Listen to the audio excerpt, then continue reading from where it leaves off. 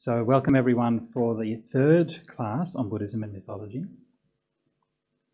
And I'll begin properly in just a minute when everyone's settled down.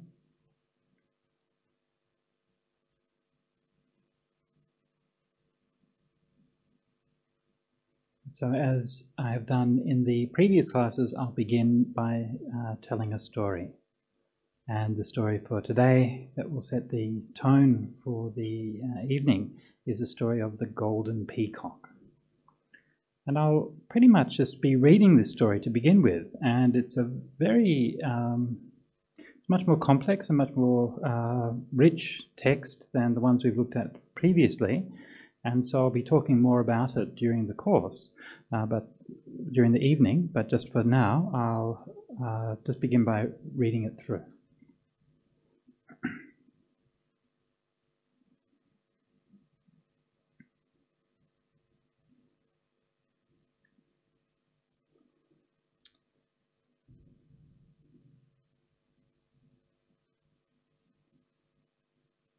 Once upon a time, when Brahmadatta was the king of Benares, the Bodhisattva was conceived by a peahen in a border country. When the due time had passed, the mother laid her egg in the place where she was feeding and went away. Now the egg of a mother which is healthy comes to no harm if there be no danger from snakes or such like vermin. This egg, therefore, being of a golden colour, like to a kanikara bud, when it was ripe, cracked of its own force, and issued forth a peachick of the colour of gold, with 2 eyes like gunja fruit, and a coral beak, and 3 red streaks ran around his throat and down the middle of his back. When he grew up, his body was as big as a tradesman's barrow, very fine to behold, and all of the dark peafowl gathered together and chose him to be their king.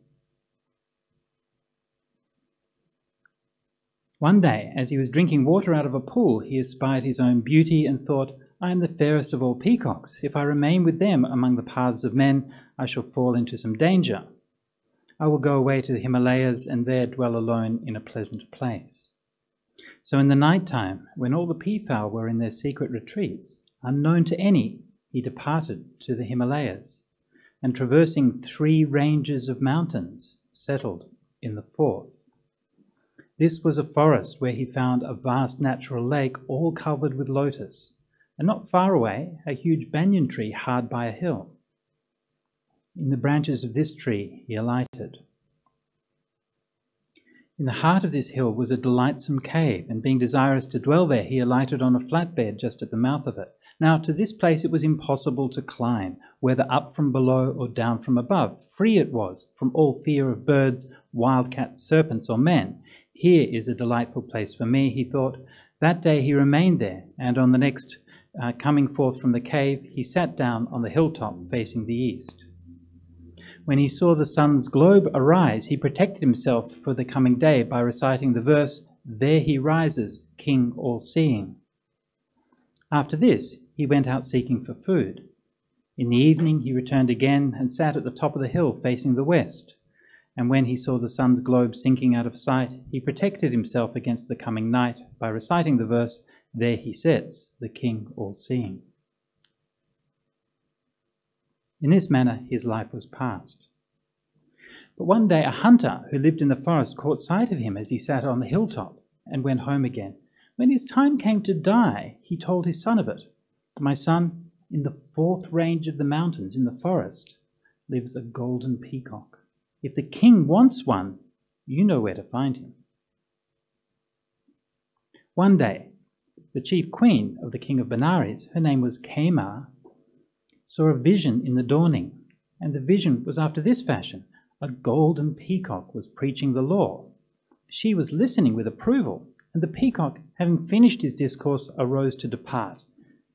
And she cried out upon it, The king of the peacocks is escaping. Catch him! And as she was uttering these words, she awoke. And when she awoke and perceived it was a dream, she thought, If I tell the king it was a dream, he will take no notice of it. But if I say it is the longing of a woman with child, then he will take notice.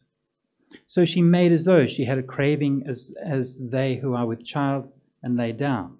This is the Dohala we met last week. The king visited her and asked, it meant in the first course. The king visited her and asked her what was her ailment. I have a craving, said she. What is it you desire? I wished, my lord, to hear the discourse of a golden-hued peacock. But where can we get such a peacock, lady? If one cannot be found, my lord, I shall die. Do not trouble about it, my lady. If there exists such a one anywhere, it shall be got for you. Thus he consoled her, and then went away, and sitting down, asked his courtiers the question, Look you, my queen desires to hear the discourse of a golden peacock. Are there such things as golden peacocks? The Brahmins will know that, my lord. The king inquired of the Brahmins. Thus the Brahmins made answer, O great king, it is said in our verses of lucky marks, of water beasts, fish, tortoises and crabs, of land beasts, deer, wild geese, peacocks and partridges, these creatures and men too can be of a golden colour. Then the king gathered together all the hunters who were in his domains and asked them, had they ever before seen a golden peacock? They all answered, no, except the one whose father had told him what he'd seen. This one said, I've never seen one myself, but my father told me of a place where a golden peacock is to be found. Then the king said, my good man, this means life and death to me and my queen. Catch him and bring him hither. He gave the man plenty of money and sent him off. The man gave money to his wife and son and went to the place and saw that great being. He set snares for him each day, telling himself the creature would certainly be caught. Yet he died without catching him. And the queen too died without having her heart's desire.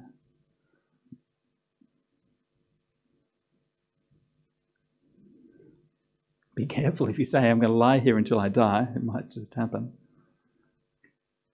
The king was very angry and wroth, for he said, my beloved queen has died on account of this peacock. And he caused the story to be written upon a golden plate, how that in the fourth range of the Himalaya lives a golden peacock, and they who eat his flesh will be ever young and immortal. This plate he placed in his treasury and afterwards died. After him another king rose up. He read what was on the plate. Being desirous to be immortal and ever young, sent a hunter to catch him. But he died first like the other. In this manner 6 kings succeeded and passed away. 6 hunters died unsuccessful in Himalaya. But the 7th hunter sent by the 7th king, being unable to catch the bird through 7 years, although each day he expected to do it, began to wonder why there was no catching this peacock's feet in a snare. So he watched the bird, and he saw him at his prayers for protection morning and evening, and thus he argued the case. There's no other peacock in the place, and it is clear this must be a bird of holy life. It is the power of his holiness and of the protecting charm which makes his feet never to catch in my snare. Having come to this conclusion, he went to the borderland and sought a peahen, which he trained at a finger snap, to utter her note at clap of a hand, to dance. Taking her with him, he returned. Setting his snare before the Bodhisattva, he recited his charm. Before the Bodhisattva had recited his charm, he snapped his fingers and made her utter a cry. The peacock heard it. On the instant, the sin, which for 7,000 years had lain quiescent, reared itself up like a cobra spreading his hood at a blow. Being sick with lust, he could not recite his protecting charm, but making all haste towards her, he came down from the air with his feet right in the snare. That snare which for 7,000 years had no power to catch him, now caught his foot fast. When the hunter spied him dangling at the end of the stick, he thought to himself, 6 hunters failed to catch this king of the peacocks, and for 7 years I could not. But today, so soon as he'd become lust-sick for this peahen, he was unable to repeat the charm, came to the snare and was caught, and there he dangles, head downwards. So virtuous is the being which I have hurt. To hand over such a creature to another for the sake of a bribe is an unseemly thing. What are the king's honours to me? I will let him go. But again he thought, 'tis a monstrous, mighty and strong bird, and if I go up to him, he may think to kill me. He will be in fear of his life, and in struggling he may break a leg or a wing. I will not go near him, but I will stand in hiding and cut the snare with an arrow. Then he can go where he will. Now the peacock was thinking, this hunter has made me sick with lust, and when he sees me caught, he will not be careless of me. Where can he be? He looked this way and looked that, and spied the man standing with a bow ready to shoot. No doubts he wants to kill me and let go, thought he, and in fear of death repeated the first stanza, asking for his life. If I, being captured, wealth to thee shall bring, then wound me not, but take me still alive. I pray thee, friend, conduct me to the king. Methinks a most rich guerdon, bit of money, treasure, I guess, he will give. Thereupon the hunter thought, the great peacock imagines I'm going to shoot him, I must relieve him. I have not set this arrow to the bow to do thee hurt, O peacock king, today. I wish to cut the snare and let thee go, to follow thy wind and fly away.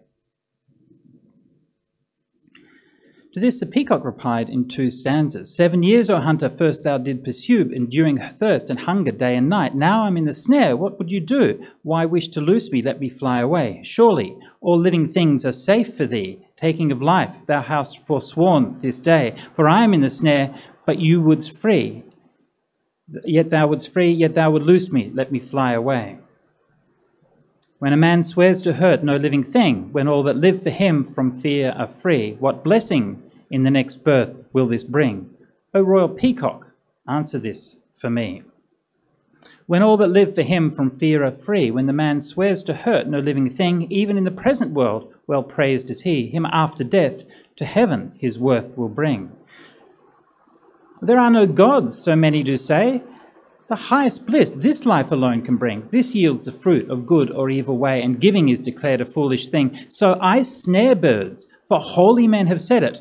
Do not their words, I ask, deserve my credit? Nice bit of rhyming there. Then the great being determined to tell the man the reality of another world, and as he swung, so the bodhisattvas, remember the peacock still swinging on the snare while this whole conversation's going on, upside down. And he says to the hunter, all clear to vision, sun and moon both go, high in the sky along their shining way. What do men call them in the world below? Are they of this world or another, saying?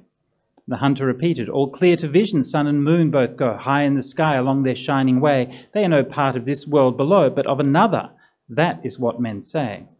And the great being, the bodhisattva, said, then they are wrong, they lie, who such things say, without all cause, who say this world can bring alone the fruit of good or evil, or who declare giving a foolish thing. As the great being spoke, the hunter pondered and repeated a couple of stanzas. Verily, this is true, which you do say. How can one say that gifts no fruit can bring? That here one reaps the fruit of evil way or good, that giving is a foolish thing. How shall I act? What do? What holy way am I to follow, Peacock King? O tell, what manner of ascetic virtues say, that I be saved from sinking into hell? And then the great being thought, that is the peacock, when he said this, if I solve this for him, the world will seem all empty and vain. I will tell him for this time the nature of upright and holy ascetic Brahmins. And with this intent, he repeated 2 stanzas. They on the earth who hold the ascetic vows in yellow clad, not dwelling in a house, who go forth early for to get their food, not in the afternoon, these men are good. Visit in season such good men as these, and question anyone, it shall thee please. They will explain the matter, for they know about the other world and this world below.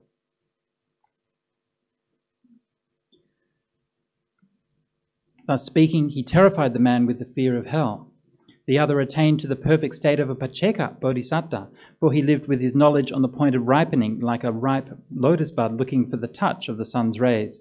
As the hunter hearkened to his discourse, standing where he was, he understood all in a moment the constituent parts of existing things, grasped their 3 properties, anicca, dukkha, anatta, and penetrated to the knowledge of the Pacceka Buddha. This comprehension of his and the setting free of the great being from the snare came both in one instant. The Pacceka Buddha, having annihilated his lusts and desires, standing on the uttermost verge of existence, uttered this aspiration in his stanza. Like as the serpent casts his withered skin, a tree her sere leaves when the green begin, so I renounce my hunter's craft this day, my hunter's craft forever cast away. Having uttered this sublime aspiration, he thought, I've just now been set free from the bonds of sin, but at home I have many a bird held fast in bondage, and how am I to set them free? So he asked the great peacock, King Peacock, there are many birds I left in bondage at home. How shall I set them free? Now, the bodhisattvas, who are omniscient, have a better knowledge and comprehension of ways and means than a Pacceka Buddha. And therefore he answered, as you have broken the power of lust and penetrated the knowledge of a Pacceka Buddha, on that ground make an act of truth, and in all India there shall be no creature left in bonds. And the other, entering by the door which the Bodhisattva just opened for him, repeated this stanza, making an act of truth. All those my feathered fowl that I did bind, hundreds and thousands in my house confined, unto them all I give their life today, freedom. Let them homewards fly away. And by this act of truth, though late, they were all set free from confinement, and twittering joyously went home to their own places. At the same moment, throughout all India, all creatures bound were set free. Not one was left in bondage, not so much as a cat. Pacceka Buddha uplifted his hand and rubbed his forehead. Immediately, the family mark disappeared, the insignia on his forehead, and the mark of the religious appeared in his place. He then, like an elder of 60 years, fully dressed, carrying the 8 necessities, made a reverential bow to the peacock, walking around him right ways, rose up in the air, and went away to a cavern on the peak of Mount Nanda. The peacock also, rising from the snare, took his food, departed to the place which he lived. And the last stanza was repeated by the Buddha, telling how for 7 years the hunter went around in snare in hand and was set free from pain by the Peacock King.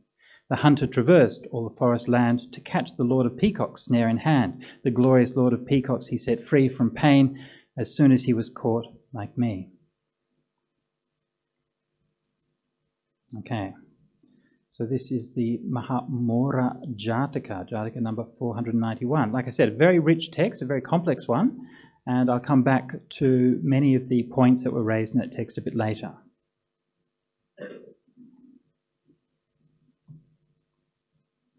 Now, just to recap what we've done so far in the course, we began with an introduction to mythology. And in the first class, we did a fairly broad survey of the field of mythology, looked at some of the basic ideas underpinning it. I introduced a number of the different themes that mythology has, themes like and especially focusing on some of the themes that to our eyes seem strange or uncomfortable, things like the idea of a sacrifice or the killing of a sacred king, notions of taboo, these kinds of things. And I tried to emphasize that when we're seeing these kinds of things, the fact of their strangeness means that they're speaking to us things that are yes, often distant from us, but they reveal aspects of our humanity which we may be hidden from us. There may be some things which are clear in the myths which today we have lost or we've forgotten about.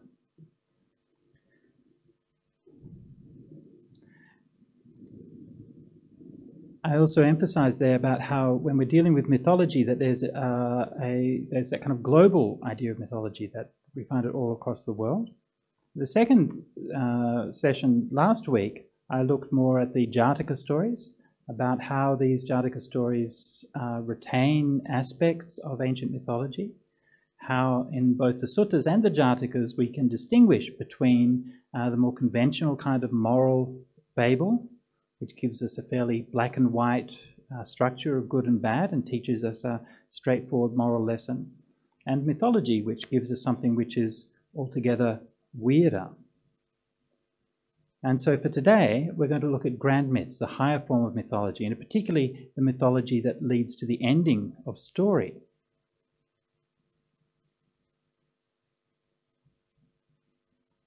So these are some of the themes which we've looked at so far. The idea that myth, when we're talking about myth, we're not talking about something whose value is primarily history or not, right? So we're not reading myth in order to learn what the history was, although not to say myths don't include a lot of historical truth, they do. But the point of understanding mythology per se is to understand what is the meaning of these as sacred stories that had meaning for a community. And so we should avoid the temptation to either blindly accept everything that's in mythology as historical fact, or the opposite extreme is to just dismiss and not listen to mythology because we don't accept that some of the things in there were factual. So myth and ritual bind communities into a single story. Okay, so mythology is the story that communities tell themselves that give them a sense of who they are. Morality fables tie things up in a rather neat bow, whereas old myth sticks out craggy and lumpy.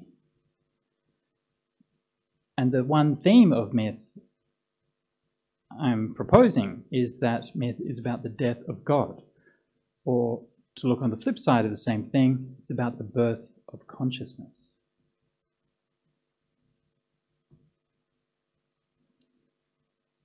Now, one of the things that we've also looked about in here is the idea of gender and how different stories in the mythology play with the different kinds of gender roles. And so I want to focus on that and look a bit more closely at that today.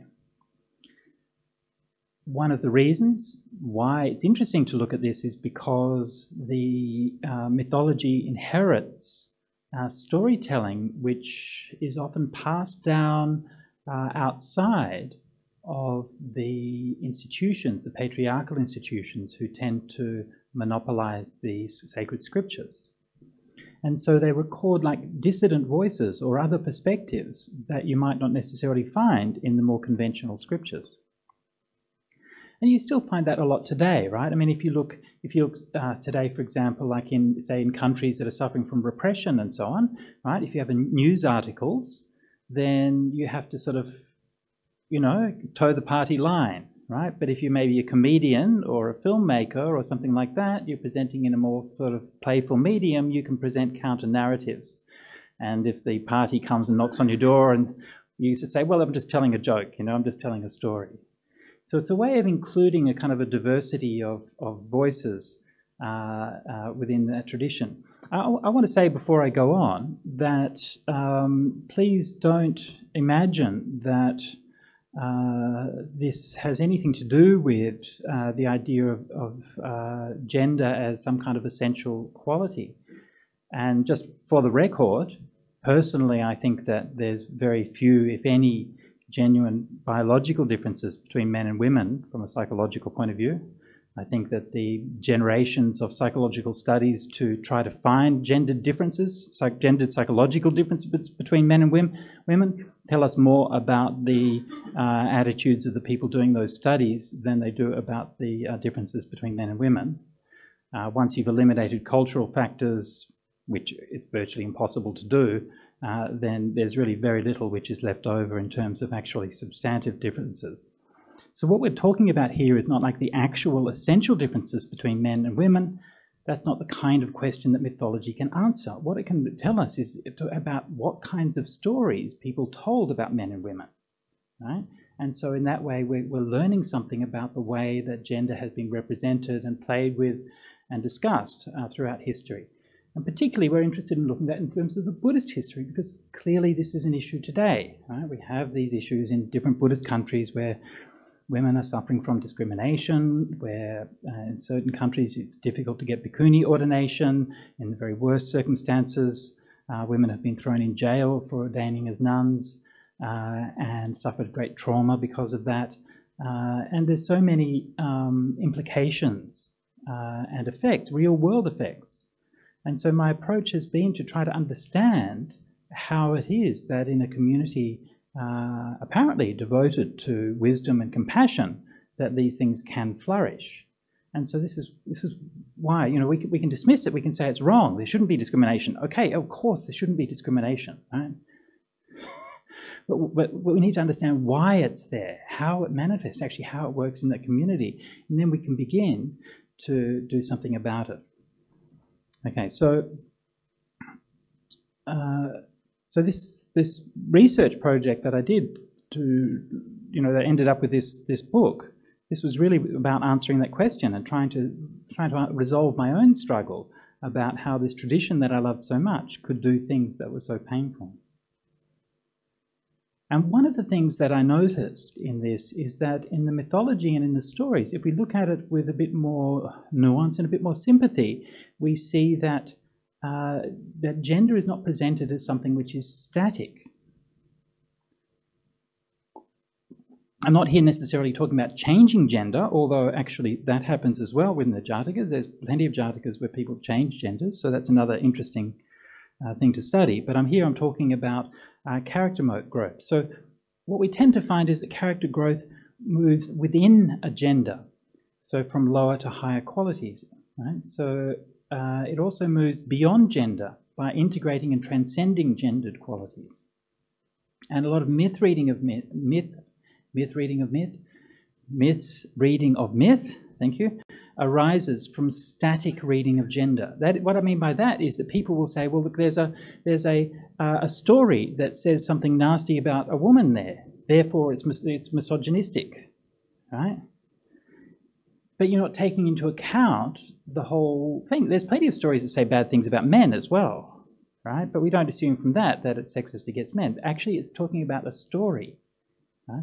I'm not trying to deny, again, just to be clear, I'm not denying that there are misogynistic elements in Buddhist texts, and there are some terribly misogynistic texts, okay? I'm trying to say that that's not all there is. So if we want to focus on that, then we can, but that, again, tells us more about us than it does about what's in the text.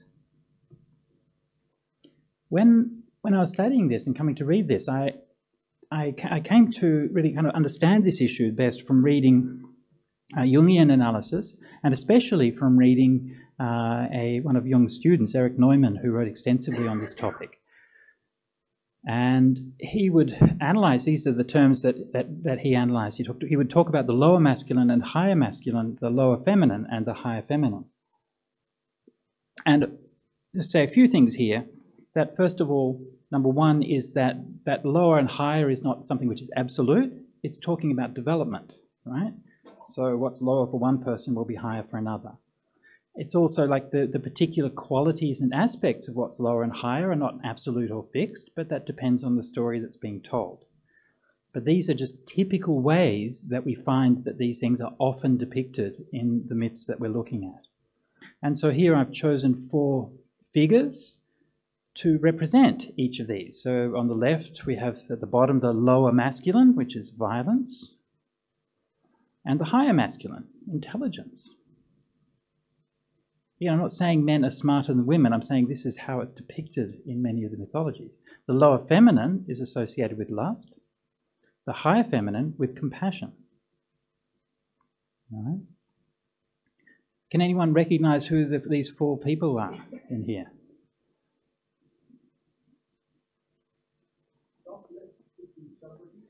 Well done, yes. Okay, so top left is Socrates, great Greek philosopher, and he's the kind of the archetype of the man of reason. Yeah? Kuan Yin, thank you, very good. So Kuan Yin, an embodiment of that very kind of elevated, universal, gentle love and compassion. Yes.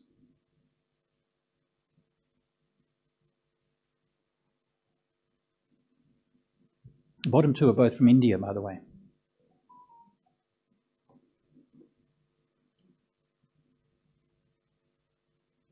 No?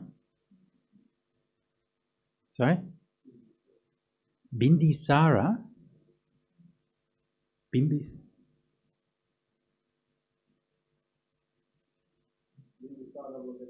He was a king, yeah. No, it's not him anyway.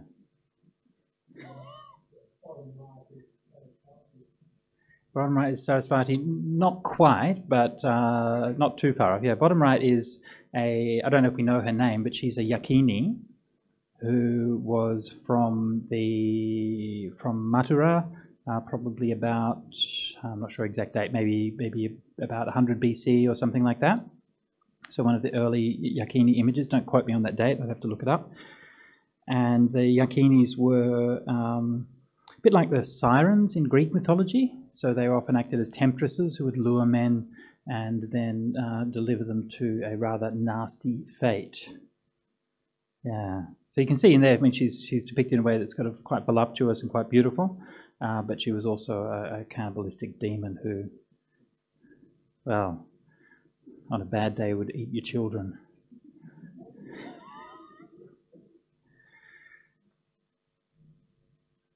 And on the bottom right, or bottom left, anyone, any guess? Mara? Older than Mara. Yeah, very old.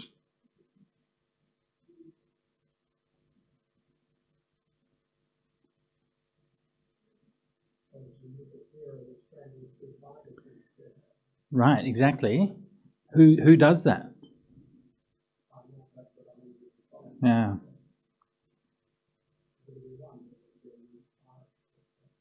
Who would be the Irish one? Oh, Cuchulainn, yeah. Okay, yeah. So this is, we don't really actually know the name of this. This is depicted on one of the Indus Valley seals. So this is about, not sure the exact date of this one, maybe 1,000 years before the Buddha. And so this is depicting a hero who, yeah, I mean, it's kind of gratuitous, right? I mean, he's not just slaying a tiger or a lion, right? But two of them, one in each hand, and strangling them. Actually, this depiction is derived from the Epic of Gilgamesh, which is the ancient Babylonian myth, the oldest of the complete large-scale hero myths that we have. And there were connections in those days between the Indus Valley. Indus Valley is in the northwest of India, currently modern-day Pakistan, and extended wider than that, but that's kind of the center of the area. So they had connections with Iran. So it seems that that mythic archetype was shared. In Greek mythology, Hercules inherited a lot of the motifs of Gilgamesh. So there's a kind of connection there. But anyways, the main point is here that he's a bloke who is famous for strangling tigers with his bare hands. Fair enough, right? I mean, that's kind of impressive. So these are I think that these are fairly kind of typical. You can probably recognise, right, that these are kind of stories and characters, and in different kind of stories and things, you still find these kinds of people today, right? And these kinds of representations. I mean, even though, yeah, of course, gendered representations change a lot, and they're a lot more complex than that, but they still tend to come back to these forms, whether rightly or wrongly, but we tend to come back to these things. And so one of the insights that I got is that when we're reading these stories, if we recognize these different aspects, right, then rather than seeing a person is stuck in one or other of these aspects, the story is the story of the growth from lower to higher values. So the stories of the man is his growth from reliance on violence to reliance on intelligence. The story of the woman is the story of her shifting from reliance on lust to reliance on compassion. Yeah?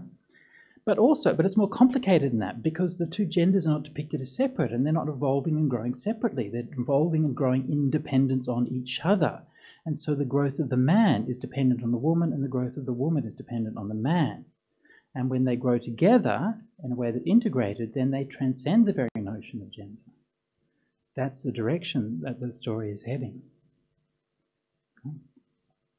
And we'll have a bit of a look about how this plays out in the story of the Golden Peacock. We'll come back to that and have a look at that. But I think this is a very, very powerful, it's very simple, but it's a very powerful interpretive paradigm. And if we look at many of the stories that are said to be problematic in a Buddhist point of view, then we can see that it actually can be read in that kind of story as a progress from the lower or the higher to the higher qualities. And unless we take that dynamic and developmental point of view into consideration, then we misrepresent what the text is actually trying to teach us. Because, of course, it should go without saying, the whole point of Buddhism is to take us from the darkness into the light. That's the whole point, to take us from suffering into happiness, to take us from attachment and greed and hate into wisdom and compassion and love. That's the point of the whole path. And so these stories are telling this. And of course, there are many failings along the way. Yeah? And again, this is one of the areas where the Jatakas will differ from, like in the suttas. In the suttas, sometimes it seems all a little bit too straightforward, right? tell the story, well, you know, you go off into the forest and you meditate and you get into jhanas and then you see the insight and truth and then there you go, you're enlightened. And I mean, of course, the sutras are more complex than that, but sometimes it can seem that way. And then in the Jatakas we see the depth of that kind of struggle. So one of the themes that I mentioned in the first session, and to reiterate it here, myth fulfills the cycle, the Buddha breaks it. Or as Roberto Colasso said, the Buddha came to put an end to gesture. And that is to say, there's this whole kind of cycle, you know, birth, aging and death, going around, getting trapped in all of these things. And in myth, the idea is about embodying this cycle, being a part of it, living it. And for the Buddha, the whole point is, how do we break it? And this story, one of the most fascinating things about this particular story, right, the Golden Peacock story, we'll have a look at it in a minute and analyze it in terms of what are the Buddhist parts and the pre-Buddhist parts. But it's fascinating because it's almost like the myth is like stepping up to almost like the very kind of shore of nibbana and awakening and the Noble Eightfold Path. It's like almost reached that point.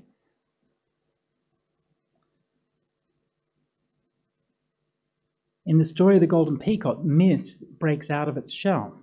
The symbols are glowing with power as they approach their own truth.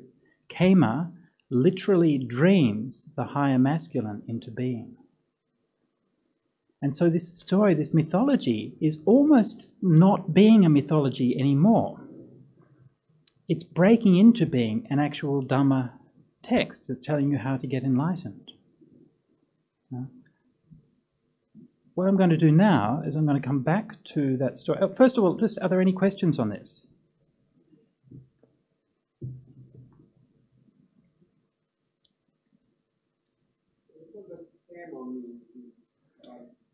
Good question.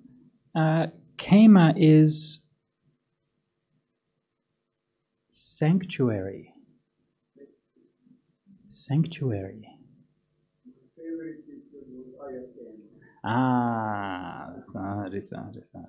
So, yes, means sanctuary. And did I mention this in one of the earlier sessions? Did we talk about this? I can't recall now. Maybe I didn't. Okay, so but it's a good question. I'll talk about that in a bit more detail because that actually detail gives us one of the keys to understanding these stories. Now, the name Kema there are many stories of this type, and we'll look at some of the other stories of this type later on. But in all of them, the queen's name is Kema.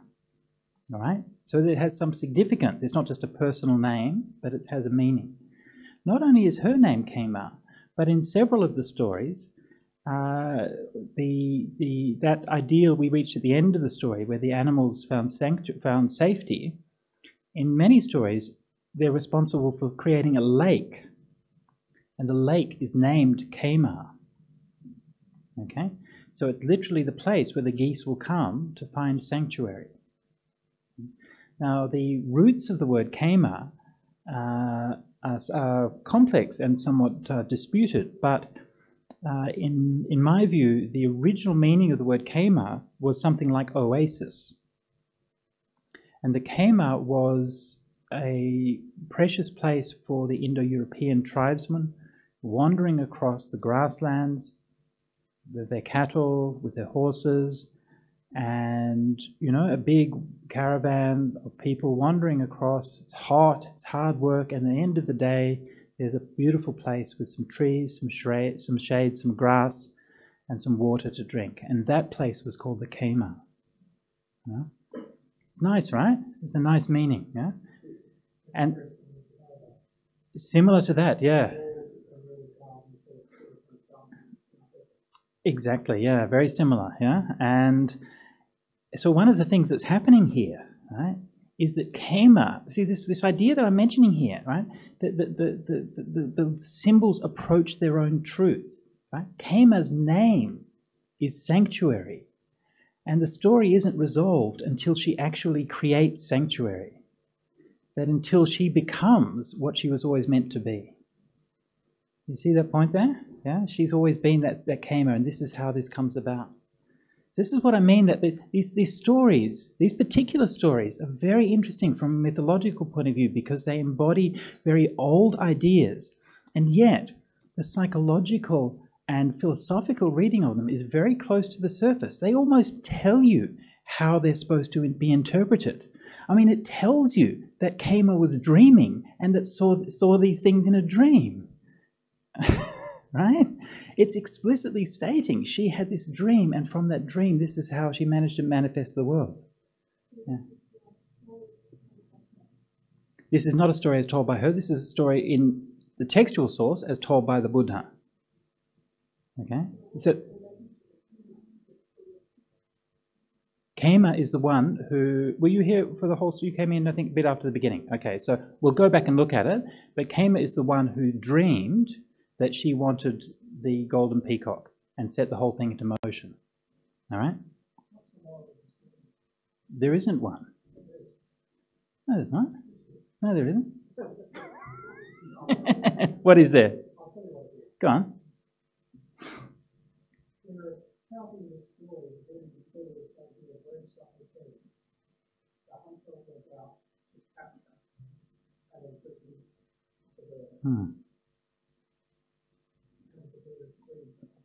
Right. That's part of it. Well, let's see. Let's see. Look, that's an important part of it. But one of the things that I made, one of the things that I understand what you're saying. I understand what you're saying, and I'll come back to that in 1 minute. You're right, but just remember the point that I made earlier. The distinction between mythology and fable is the purpose of fable is to give you a moral of the story, and it gives you a black and white answer that says this is what it means. The purpose of mythology is to evoke a sense of wonder. And it's not yes, we can draw lessons and ideas from it, but those lessons and ideas that we draw from it don't exhaust the meaning of the text. We can't reduce the text just to that meaning.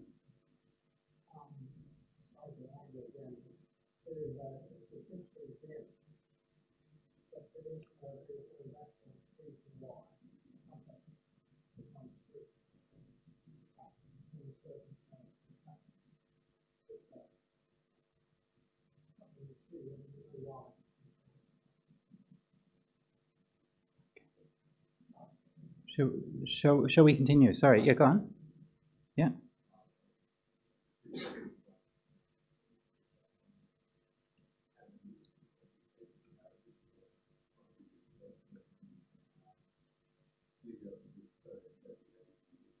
Yeah.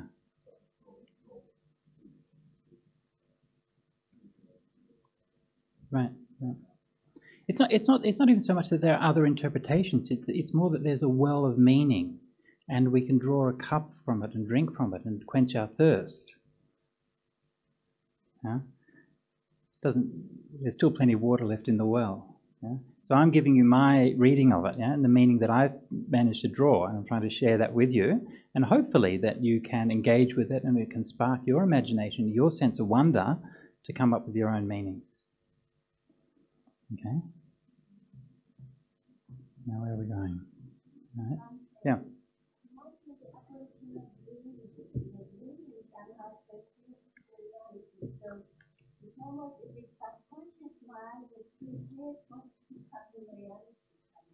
Right. Absolutely, yeah. Okay, so what I'm going to do now is I am going to read or look back at the details of the text and number 38.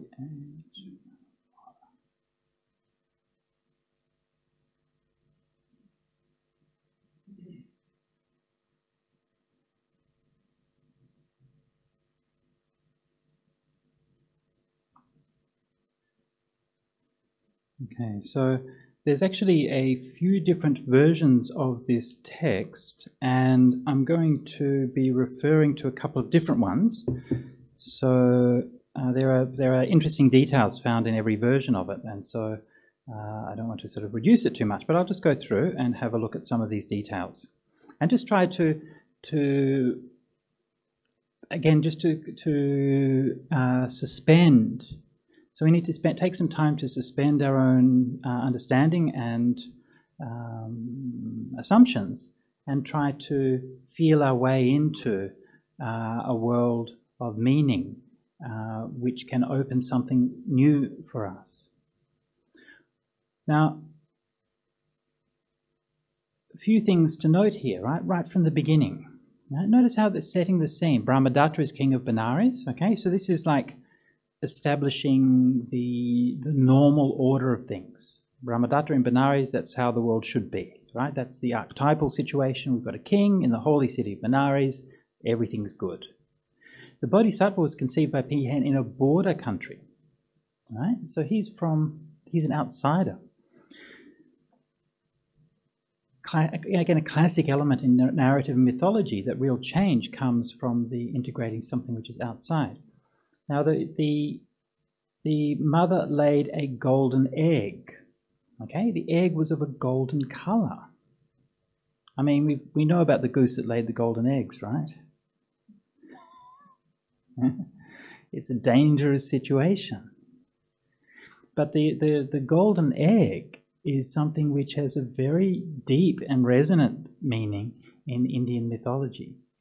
In the Rig Veda, one of the most poignant or most beautiful images is the idea of the Hiranyagarbha. And Hiranyagarbha is literally like the golden egg, and this is the word for the sun. Okay, so the sun is the golden egg. And all through this story, we see this solar imagery. Okay? The very colour gold is associated with the sun. And being associated with the sun, it's associated with the divinity, which is the sun. It's associated with the light and the warmth that the sun gives. And the gold metal that we find in the ground, it's almost like a kind of a droplet of cooled sun. Imagine finding kind of gold nuggets in the earth. And not only do they share that colour and so on, but they also share the interesting quality. Gold also shares the interesting quality of being immortal. I mean, every other kind of metal will tarnish and get old. Gold doesn't rust. You can bash it into different shapes and all of these kinds of things. And so gold as a metal and a colour has that symbolic sense of immortality, being able to live forever. But it also is associated with the idea of higher consciousness. And we spoke last week about the Gayatri mantra and the idea that the rising of the sun is representing the birth of consciousness. And so here we have this little golden egg. And already the very idea of the golden egg is drawing in all of these quite profound and very rich connotations. And so we know that this is something special which is going to be happening here. And of course, when we see the beautiful golden peacock, that even reinforces that. Now,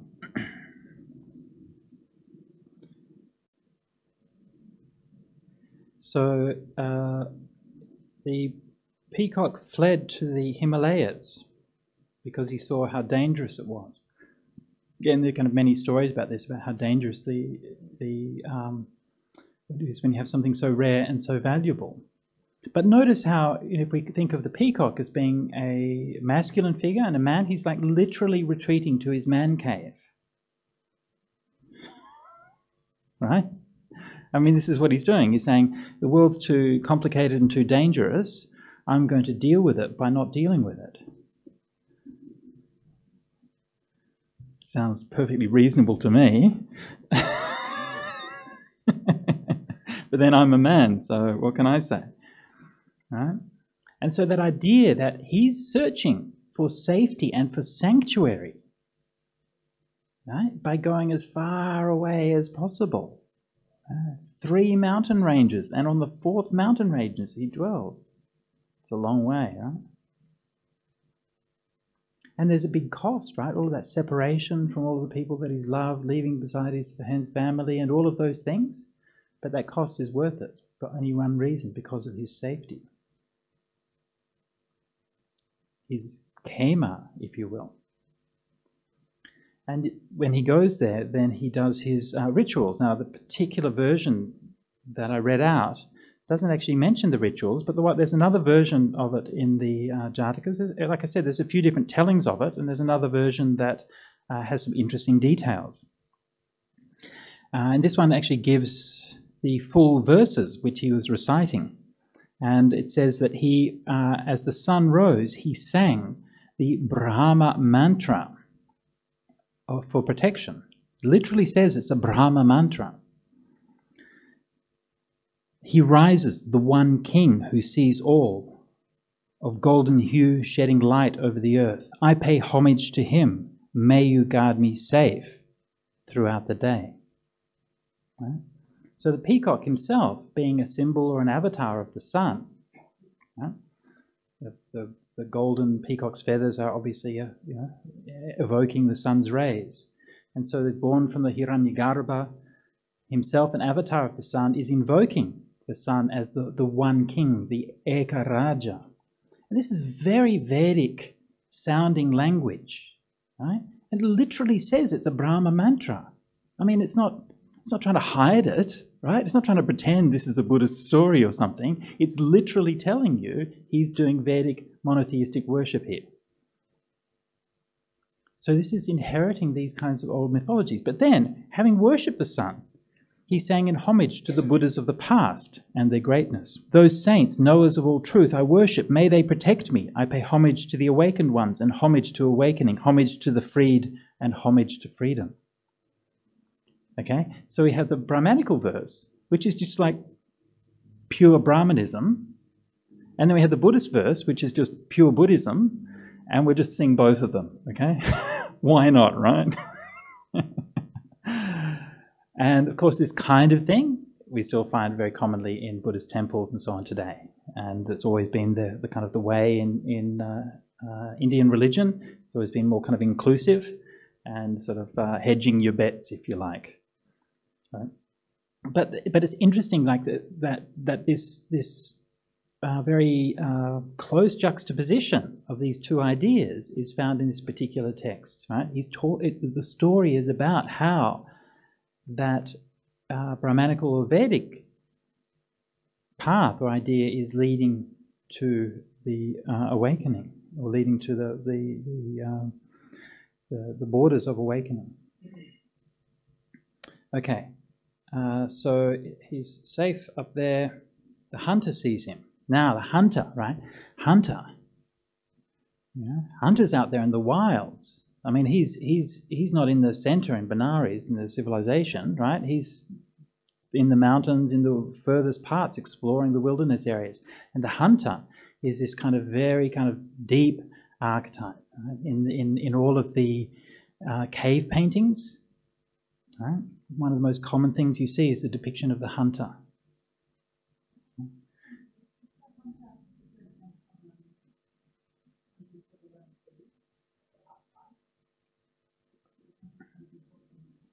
Bit of both. Yeah, I mean, and this is one of the things in this particular time you're seeing that shift. I mean, the shift goes over a long period, right? But in the older times, if we're more hunter-gatherer societies, then the hunter is like a normal and accepted part of that society, right? But now you're moving to a largely agrarian society, and so people are starting to ask, well, should we be going out there and killing all these animals, right? And this is obviously one of the societal changes and conflicts which is being sort of discussed or negotiated in this particular text. Yeah? And so he's a representative of that older way of life, more primitive, more brutal, from this perspective. Yeah. And there's some of the versions of this story which really kind of play up this. The Chadanta Jataka sort of really kind of hams it up when it's talking about the hunter. He's got teeth sticking out the different ways, and he's hunchbacked, and he's ugly, and he's got hair all over him and so on. And so, yeah, he's very much an idea of that kind of lower masculine. Yeah? His life is a life of violence. Yeah? So he's the embodiment of that lower masculine, whereas the peacock is the embodiment of the higher masculine. Sorry? Ah, yes. Right? But he doesn't.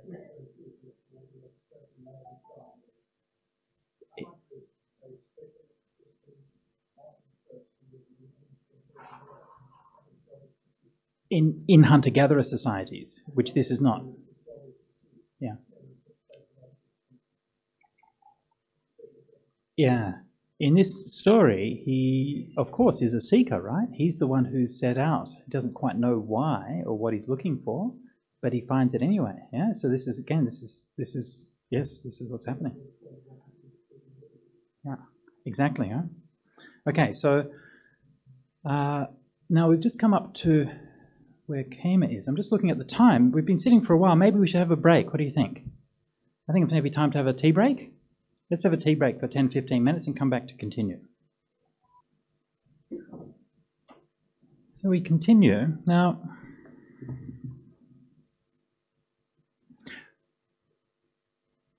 the story of Kema and her dream, the universal element in this, it has some interesting little features there. Obviously, on the whole, is similar to the stories we've seen in the past sessions with the crocodile and the monkey, or the outcast and his wife. And the main details are similar.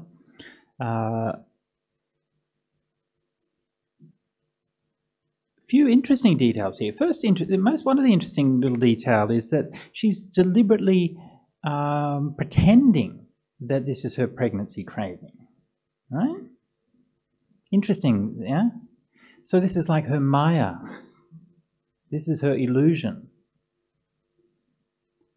And I'm not sure if we're going to get this far in the discussion, but it should probably come as no surprise that Maya, the Buddha's mother, also had a dream where she had her 5 dohalas, her 5 wishes, and this also manifested and became reality. So if so how do I get what I want? Right? How does she achieve what she wants? Well, she has to enter into her archetype. She has to say, "Oh, I'm having pregnancy cravings. I'm going to lie down and refuse to move." And only when she comes to her place of complete stillness is she able to achieve what she wants. This is a very, very profound motif. And don't kind of skip over it, and don't kind of. It's not one that you can really judge from a modern point of view. In ancient times, the stillness was an incredible virtue. I'll just read a little bit of a passage here from James Fraser's The Golden Bough. And he's talking about the stillness that was required of the Japanese emperor.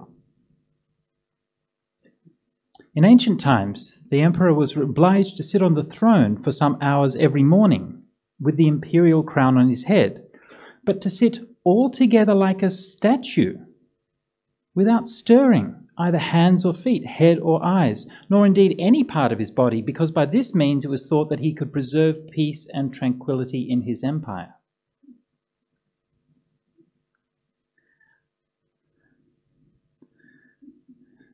I mean,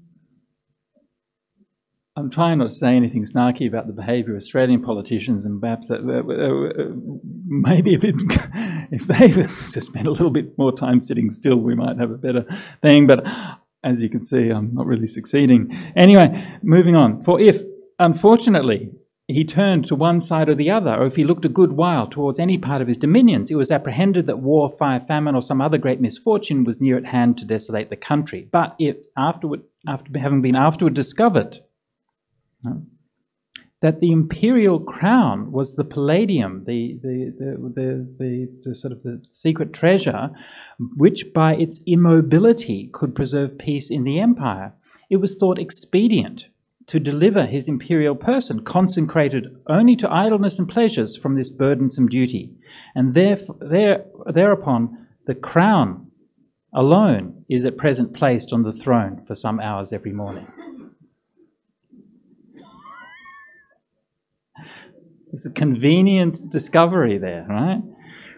So and this kind of idea is that, like, when you have this kind of sacred personage, the king and so on, it's almost like he's a puppet master, right? Who's got these kind of invisible energy lines that's connecting him with everything that's happening in his realm. And by moving these energy lines in the wrong way, bad things can happen. So he has to come and have that stillness, right? So this is giving you that kind of sense that I think our modern perspective is to value action. And I think in these stories we're seeing more of that kind of a balance. Yes, action is valued, but also stillness is valued. And stillness is not just the absence of activity, but it's something which can empower and give meaning to the activity that happens. So, she wants to hear this discourse from the golden-hued peacock. Now, in this story, you might have noticed she didn't actually really succeed in hearing the teaching, although in other stories she does, right? So this story, again, this is the myth that is broken, right? Because the cycle doesn't complete.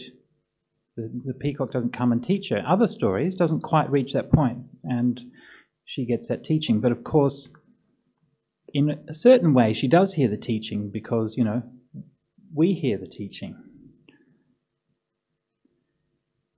Okay, so King wants to get the answer, find the golden peacock. First thing is he consults his Brahmins. And the Brahmins kind of have heard of it, but they don't really know. Right? And this is a kind of a standard critique of Brahmins and Brahmanical knowledge from a Buddhist point of view, that they're kind of handing down kind of legacy information that they don't really know about. Right? So yeah, they got some kind of idea. So this is, in a sense, is a kind of a failing of the higher masculine. Right? Can you see what's happening here? Kema needs that higher masculine.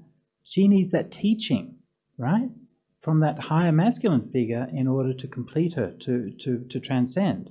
But the people that are around her, her king and the courtiers and the Brahmins, they don't quite cut it, right? They're not giving her the need. They are not embodying that intelligence, that wisdom, those aspects of the higher masculine in the fullness of the way that she needs.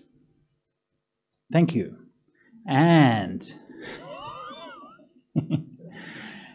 okay, so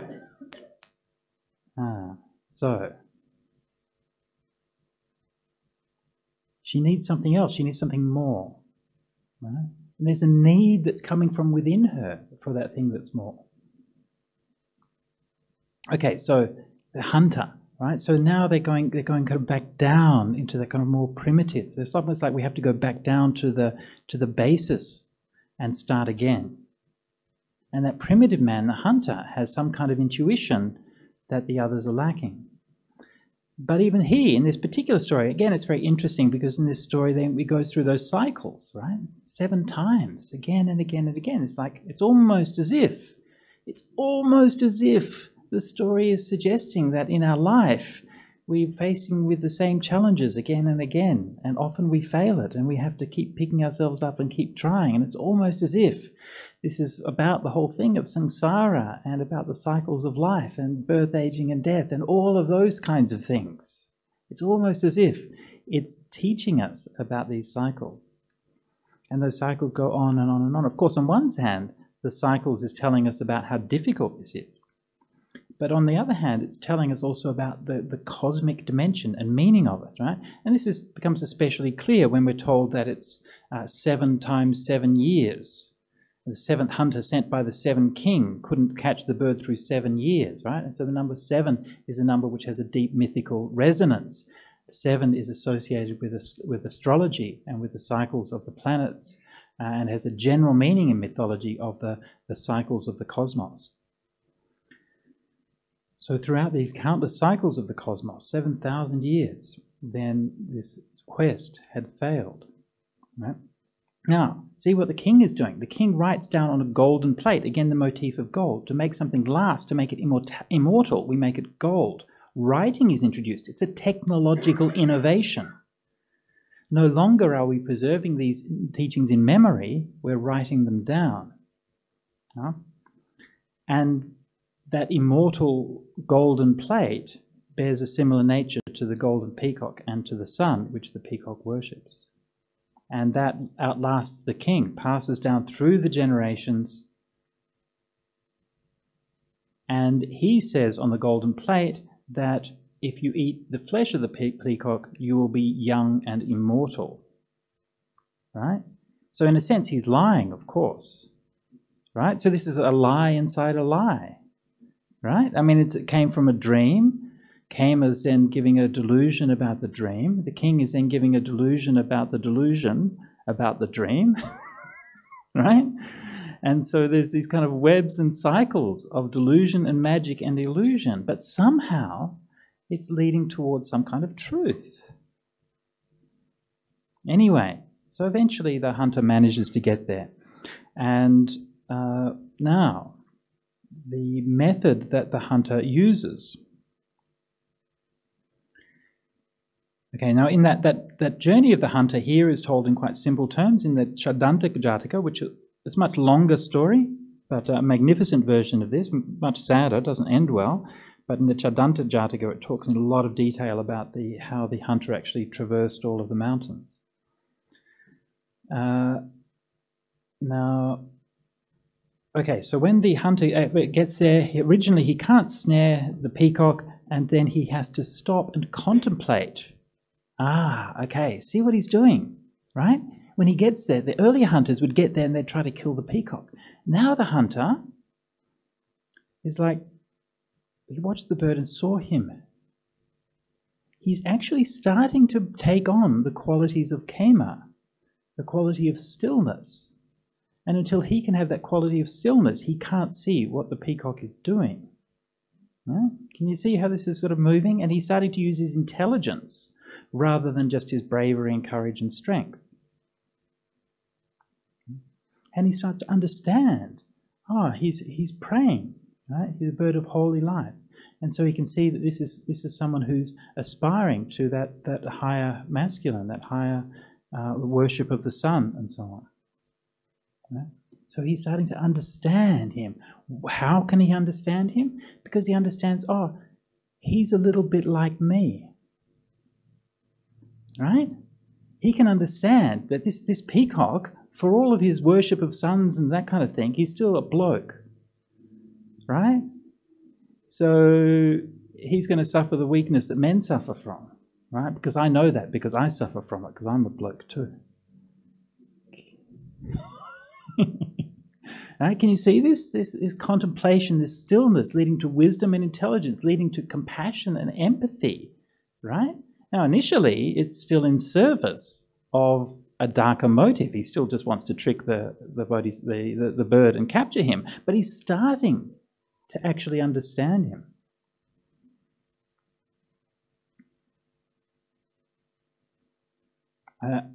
It's a bit kind of off topic, but I don't know if any of you saw there's a magnificent documentary many years ago called The Fog of War with Robert McNamara.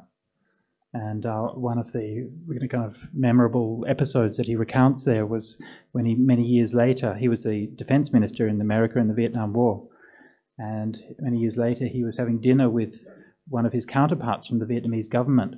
And, after the war was long over and so on, and they were sitting side by side having dinner, and they started discussing the war and arguing with each other about what the problem was the war was. And Robert McNamara was saying the communists were taking over the world and this was like a stepping stone to world communist domination. And he was saying, what are you talking about? We hated the Chinese. We just wanted to be able to rule our country. And they were fighting two completely different wars. And they couldn't understand each other. So this is that knowing. Yeah? Knowing, okay, so how can I do him? I can seduce him. Right? Again, just remember these patterns. Right? We're still in this realm. The hunter is representative of the lower masculine, the violence one.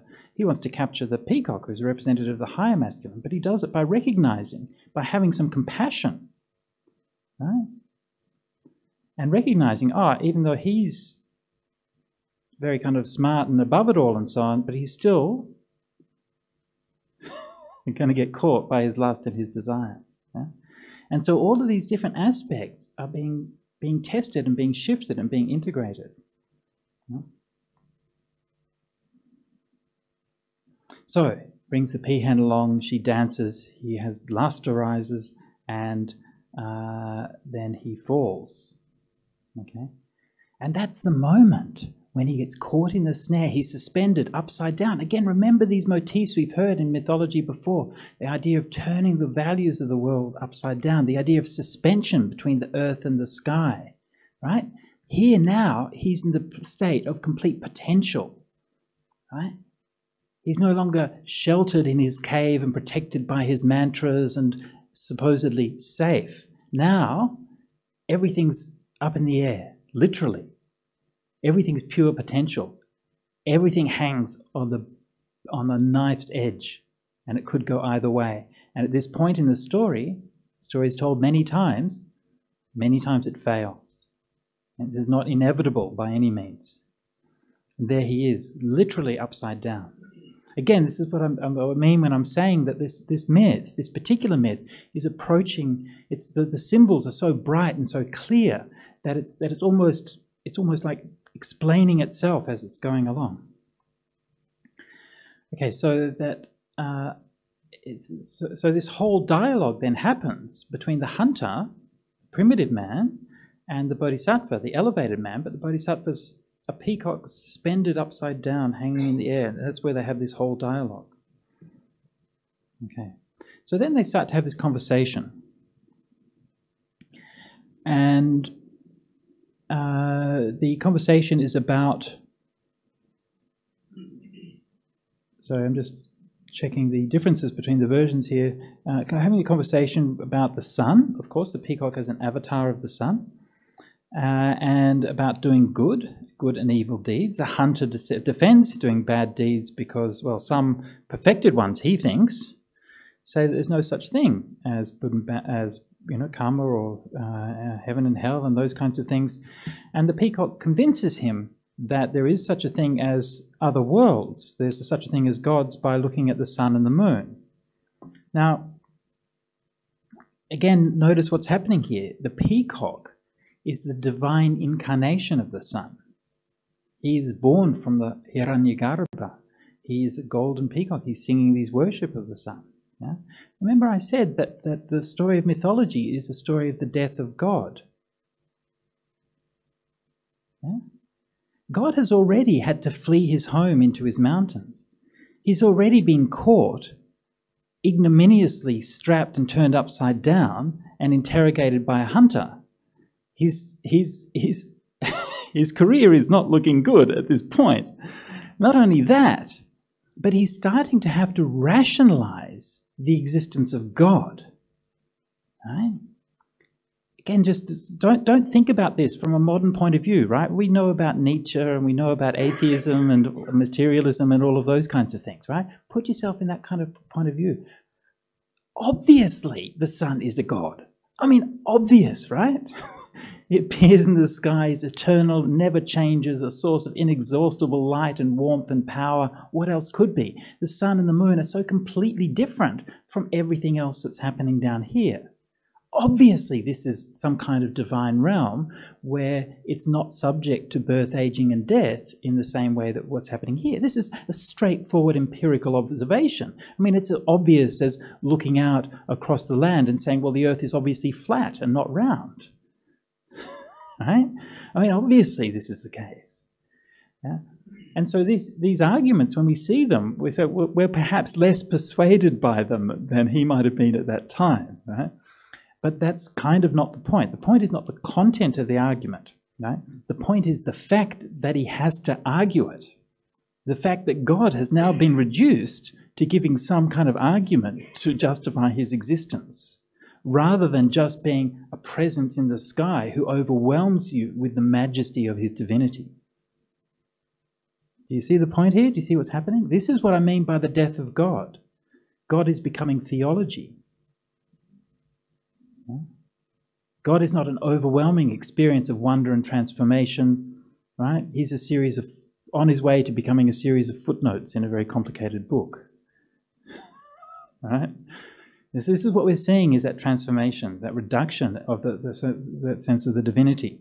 So, the sun and the moon, they belong to the other world. Okay.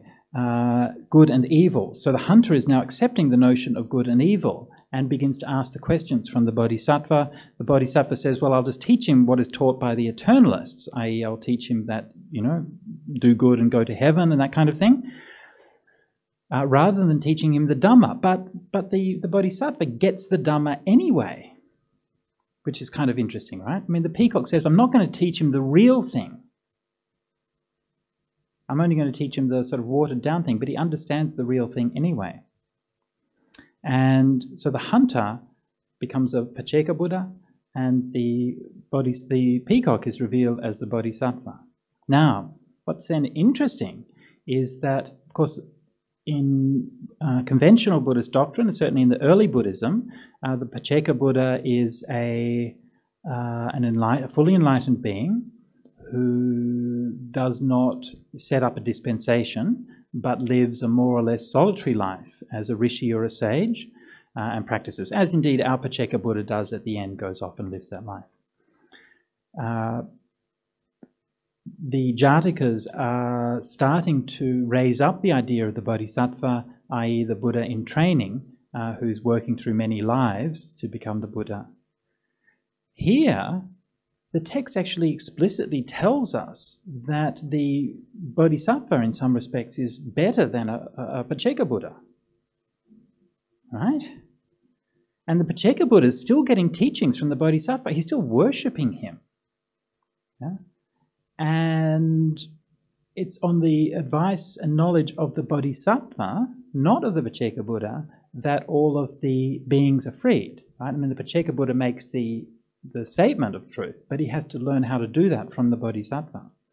So the idea that the Bodhisattva is leading to liberation and safety for all sentient beings, right?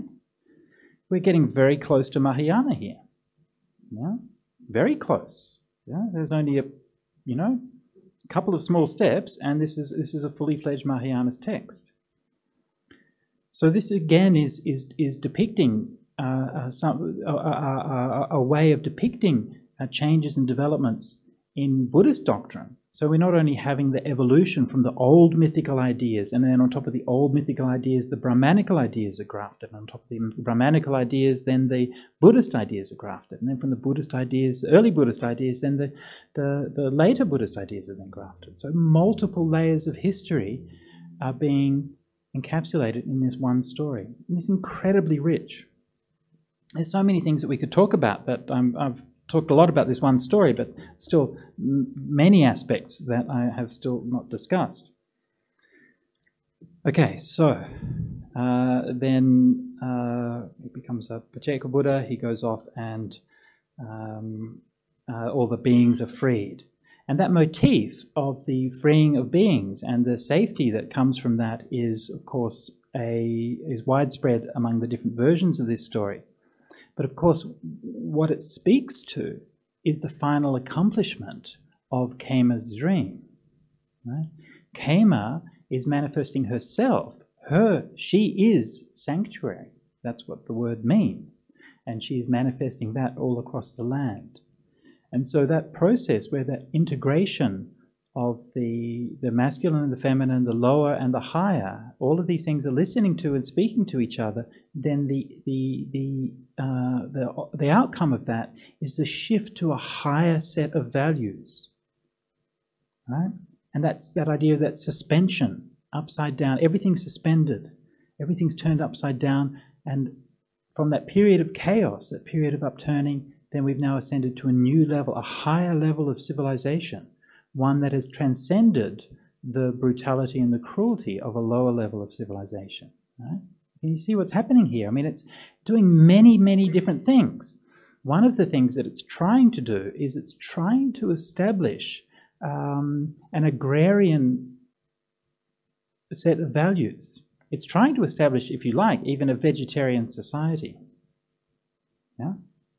This is a bit more explicit in some of the other tellings of it. But that idea that we're basically releasing all of the animals and we're not going to be hunters anymore, right? I mean, this is only possible to tell this story in an agrarian society. So it's taking these mythologies, retelling them, and casting them with a new set of values. Yeah? And it's Kema that makes all these things happen. Amazing, right? Her dream made all these things happen. Raised up freed all those beings, raised up the country, the civilization, raised up the king, gave the potential for the hunter, the most brutal and primitive of men, to transform and become enlightened. And she made all of that possible through her dream.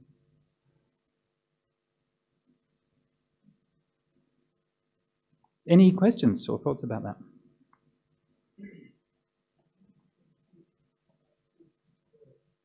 Sorry? The Buddha? Well, he didn't. Were you here at the last session? Sorry, I can't remember. No. Yeah. Well. See, this is you're bad, right? This is you're a very bad boy, and you deserve to be punished. No, I'm only kidding. We discussed these in the earlier classes in the session, but the Jatakas are a genre of story which was developed and added within the Buddhist tradition in the few hundred years after the Buddha passed away. And so even though traditionally they're ascribed to the Buddha, but it's unlikely that he taught any of them. Yeah. In particular, this particular one obviously has a lot of late features.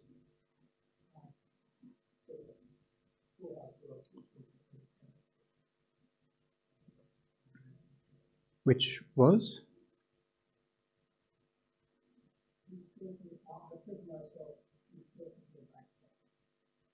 The Buddha's talking to a backslider? Right. That's the beginning of the story, yeah.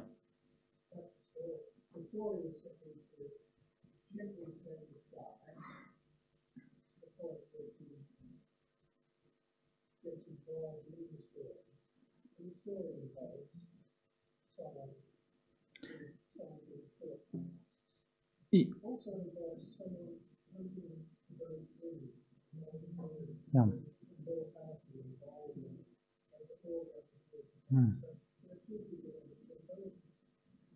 Right, I didn't discuss the background story because I didn't want to. It's like another layer of complexity on what's already a kind of complex story. But yeah, right, absolutely, yeah.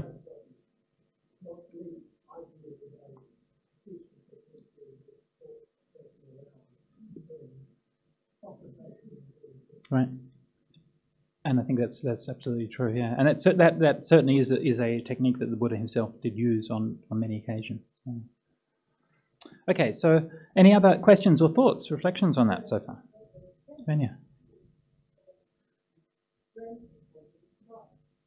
In that particular version, yes. Although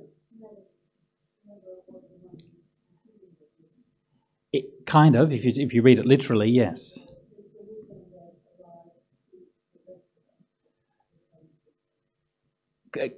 Kind of, but in many versions of the story, which if we get a moment we'll have a look at, then she does actually receive the teaching. So that's not an essential part of the story. But like I said, if that particular version, the reason that I told it is because it's starting to break open those cycles. Right? Actually, the actual closing of the circle of the story, obviously, is where it comes back and she receives the teaching, and then it happens there. But this story has been broken open. That particular telling of the story has been broken open. So in a sense, she personally doesn't hear it, but if she's understood as an archetype, then her archetype still manifests. Yeah? So, right? Yeah.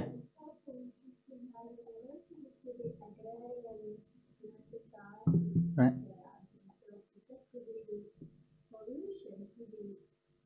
Problems that they arise within the rational mind by thinking that you are with problems, but actually it impacted on the subconscious mind somehow that could give rise to certain things. Yep.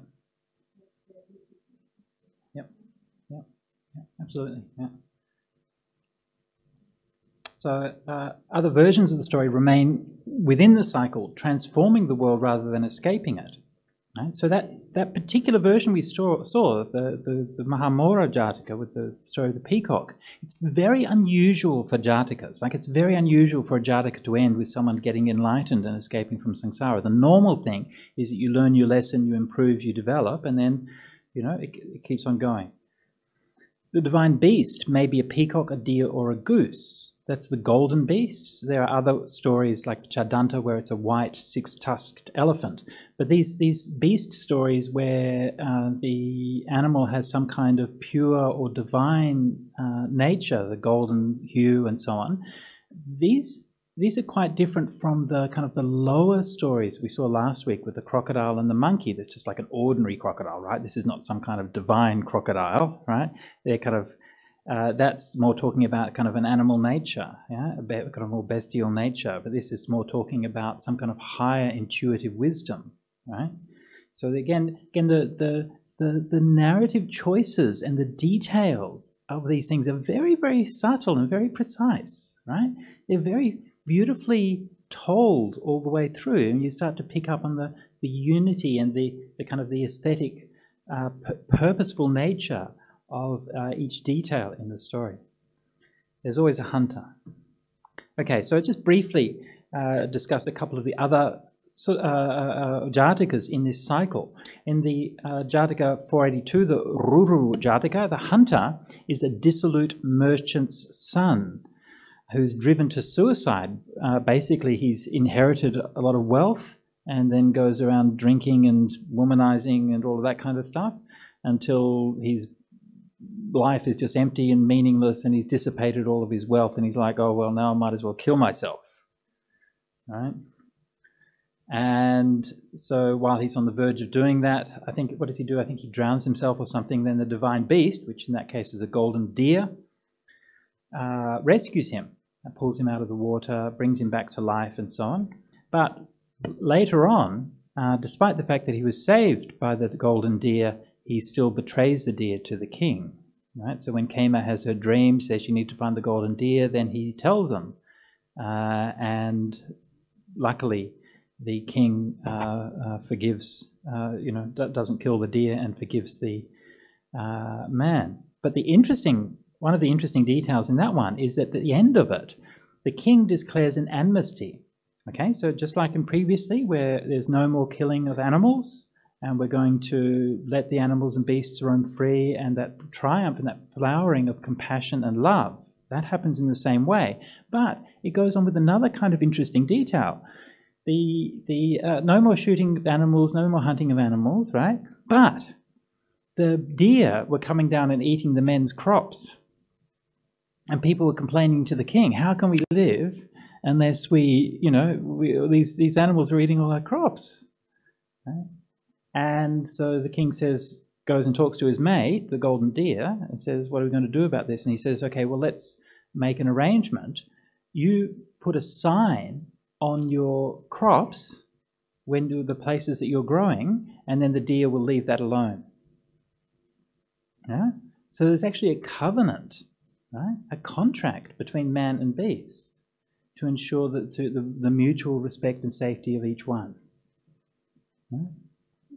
Interesting, right? Yeah. Not sure how effective it was, but there you go. Another interesting one, the Rohanta Jataka. In that one, the Bodhisattva is rescued through the devotion of his brother and sister. And both of these stories, Kem actually ends up receiving the teaching in one way or another. So that happens. Here, this image here is a bit from a slightly different story, but anyone know that story, that one? Thank you so much. Yes, of Rama and Sita. Yeah? And one of the decisive moments in the Ramayana actually revolves around this as well. The golden deer, which is in fact a demon in disguise, and it's complicated, but eventually Rama shoots the golden deer, but then Sita gets abducted. So this is the time where, because in the Ramayana, Rama and Sita are the ideal man and wife, right? The ideal partnership of the masculine and the feminine, and that partnership is then broken because of that And it's interesting that similar kind of motif intervenes at that point. There's a lot of Buddhist kind of motifs and so on in the Ramayana as well, or ideas shared between Buddhism and Ramayana. Okay, in the story of the Golden Goose, Hangsa Jataka or Mahahangsa Jataka, the geese are trapped by the lure of a lake called Kema, and they're freed through the power of bravery and love. Again, there's many interesting details in all of these stories, but we don't have too much time for them. So the Dohala stories, just to sum up, are widespread in India, but only in the Jatakas do they take such an elevated form. Okay, this is so far as I've seen. I've seen many Dohala type stories of woman's craving. The man has to go and accomplish some object, and he accomplishes it or doesn't accomplish it. There are many throughout the Buddhist texts that are more like the ones we read in the earlier sessions, and there's plenty in the Hindu scriptures, plenty in the Jaina scriptures. But I've not seen that really elevated form, like that divine beast form, like the golden peacock, in other traditions. I'm not saying they don't exist, I just haven't found them. I also haven't found Dohala type stories outside of India. But there are similarities between the Dohala stories and various stories we're more familiar with from Western folk tales and so on, especially the Beauty and the Beast story type. And in the Marina Warner did a magnificent study of this called From the Beast to the Blonde, which I highly recommend if anybody's interested in folk tales and the history of folk tales, especially in Europe. And she talked about how many of these were stories which were passed down among women's communities and sewing circles, which were then collected by men and then put into the compilations that we're familiar with today. And of course, we usually get them in very sanitized Disney versions, but the real stories are much darker and much weirder than the ones that we're often used to. And so some examples of this are Bluebeard, Little Red Riding Hood, Cinderella, and so on. And in all of these, the woman triumphs at home. Right? This is one of the common features of these. Right? So the hero myth, as described by Joseph Campbell, is essentially so the bloke leaves home, travels through the wilderness, overcomes difficulties, struggles with the monsters, and so on and so forth, achieves his objective, wins some treasure, which ultimately is a treasure of higher consciousness, and then or self-realization, and then returns home. Okay, this is the kind of the classic shape of the hero myth. The women's story is that she stays home and overcomes the dangers in the home. Right? And we shouldn't think that the dangers that she's facing are any less real or any less dangerous than the dangers that the man is facing in the forests and the jungles and fighting. Yeah? And the problem that she has to face at home is the problem of taming the monster in the house, aka the husband. Yeah? And that image of Bluebeard there, it's a horrifying image, right? Does everyone know the Bluebeard story? Do you know the story of Bluebeard? Bluebeard's probably the most creepy and disturbing of all of the fairy tales. The innocent young girl is married off to this older, wealthy gentleman and kept in his dark, forbidding palace. And he tells her, "My love, this palace is yours. You can go anywhere in this castle, but just not to this one room in the basement. Here's the key to this. It must remain forever locked, and you must never see what is in that one room." Now, of course, right? You won't guess what's coming next. He goes out, she opens the door to the basement, and in the basement is the bodies of all his former wives, drowning in the beds of their own blood. And she sees this, and in her horror she realizes they too must have opened this door.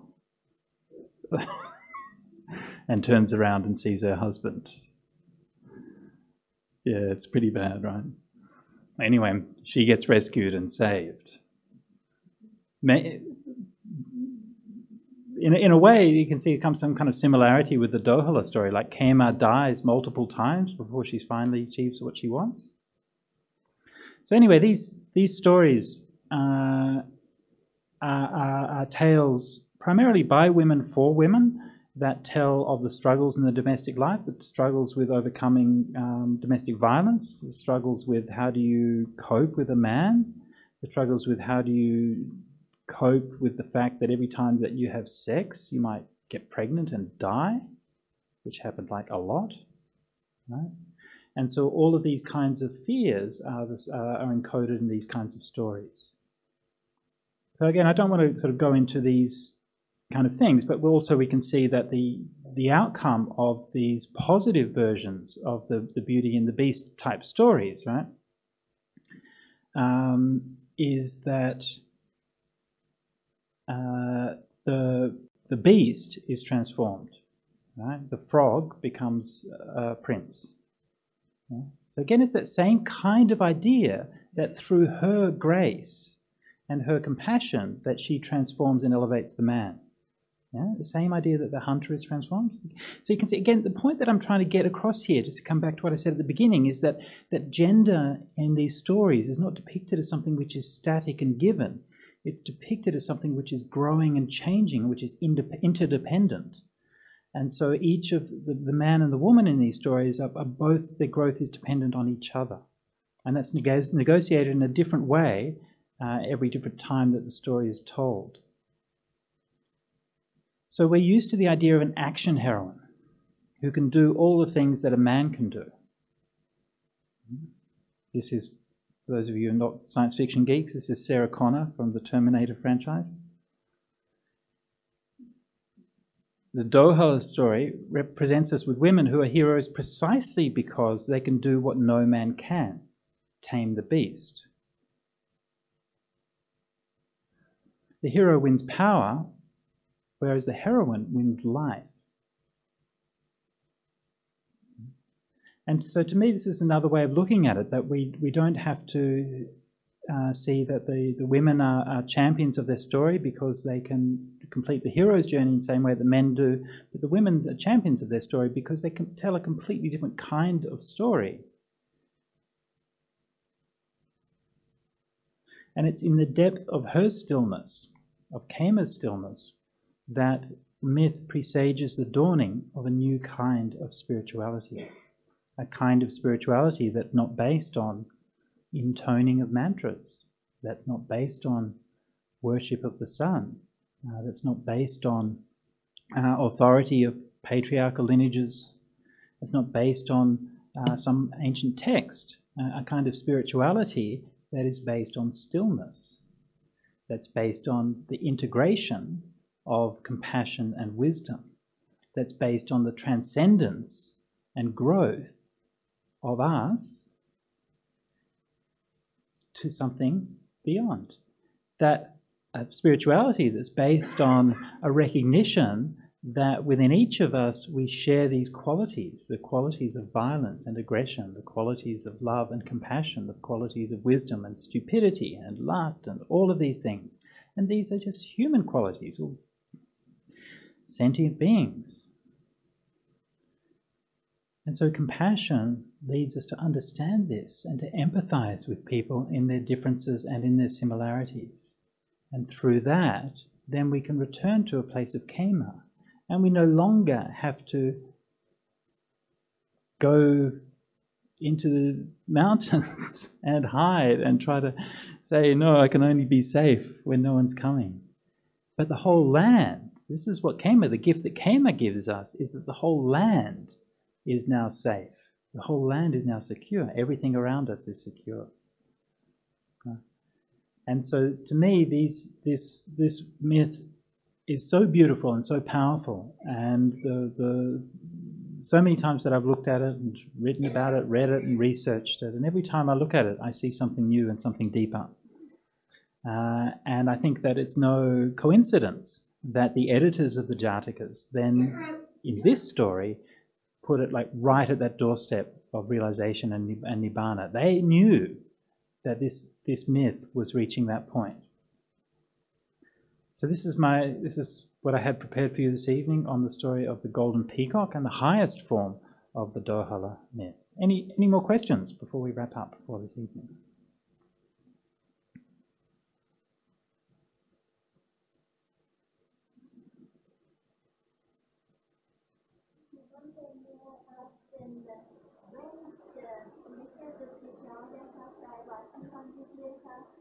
A few hundred years, yeah. So how many hundred years after Buddha was Ashoka? Well, King Ashoka was roughly 200 years after the Buddha. So would that be connected to somehow how he liberated animals and Right, right. Could be, yeah. There could be there's certainly a shared spirit there, definitely. The earliest physical record of the Jatakas is from the stupas at Sanchi in Bharuch, which date from not long after Ashoka, maybe 100 years after Ashoka, 50 or 100 years. And there we find a number of places that the Jatakas are actually depicted in the stone carvings. So they would draw like a panel, and the panel would have a number of incidents. I think they might even have the golden deer one there. I'd have to check, but I think they do. We can Google that.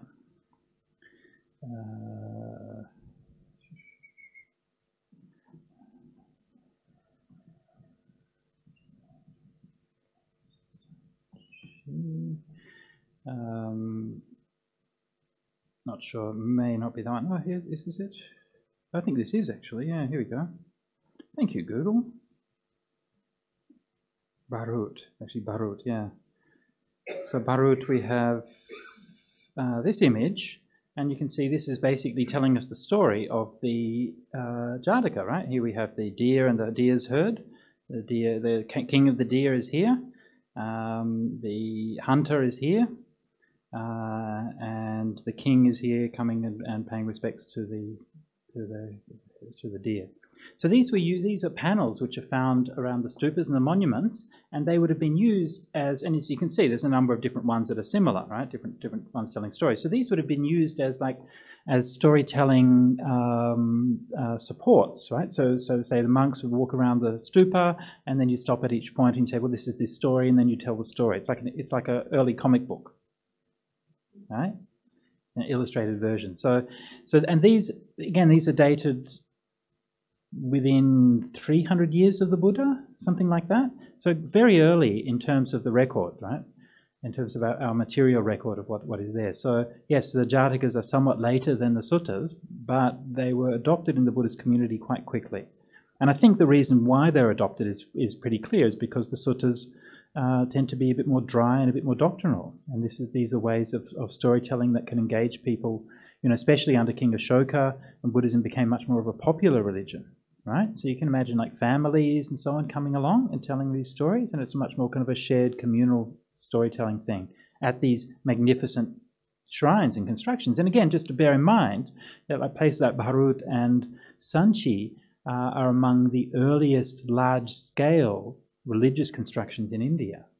So we're having the appearance of these things. Imagine like today, you go to St. Mary's Cathedral or something like that, and you can feel this, power of that, the architecture and the story that it's telling you.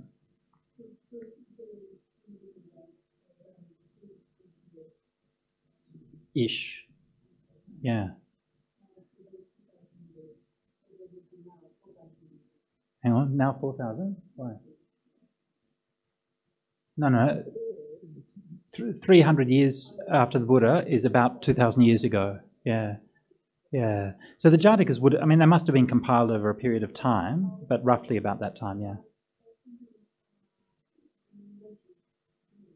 Yeah. Yeah.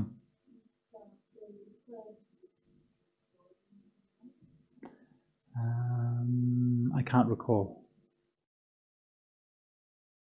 They certainly would have been familiar with them, because this is the understanding of the Jatakas, and these details that I'm telling you now were written about by Thomas Rhys-Davids in his book Buddhist India, which was an extremely popular book at that time, and any of the intellectuals at that time would have known about it. So they certainly would have been generally familiar with the idea, but I can't recall them actually discussing them in detail. Thomas Rhys Davids? Yeah, he was an Englishman. Yeah. His book, Buddhist India, still has one of the best discussions of the Jatakas that you'll find anywhere. Yeah. No, earlier.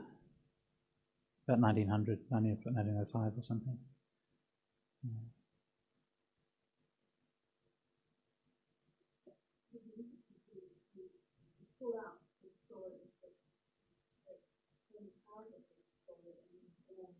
Oh, yeah. Absolutely, yeah. Yep. Absolutely. And of course, there has been work done in that field, although I find that in this, as in just about every field, really, the Indian sources are still massively underrepresented. I mean, again, this is one of the, mentioned one of the early ones, but Thomas Rhys Davids said that, and he's quite right, said that the Jatakas are the largest, oldest and most complete collection of folklore anywhere in the world. And we kind of forget that. Right? Compared to like Aesop's fables and Homer and these kinds of things, the Jatakas is just a lot more of them, and they're as old or older than any of the other sources. Yeah. In those days, I mean, it was, you know, it's becoming well known. Like these translations that we're reading were made at that time, right? So they're made around 1900, a bit later. So they certainly were known in those days. Okay, any other questions? Yeah. I'm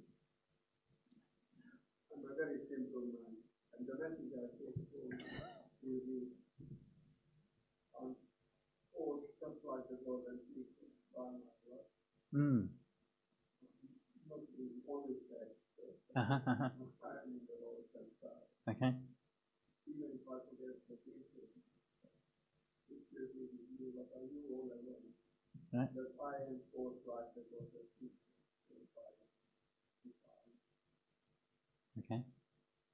And he got out. Right?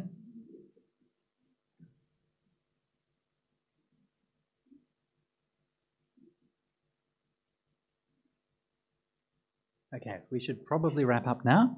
Thanks everyone for coming, and once again, thanks for your steadfastness and courage in coming on a wild and windy night. Thank you so much to the Buddhist Library for hosting us, and to all of the volunteers who work so hard. Michael, who's doing the audiovisual work, and we look forward. Next week will be the last of this course on mythology, and next week we'll be talking about creative mythology. So I'm talking about how the myths are brought into modern day and how they're used today. And we might even make our own myth. What do you reckon?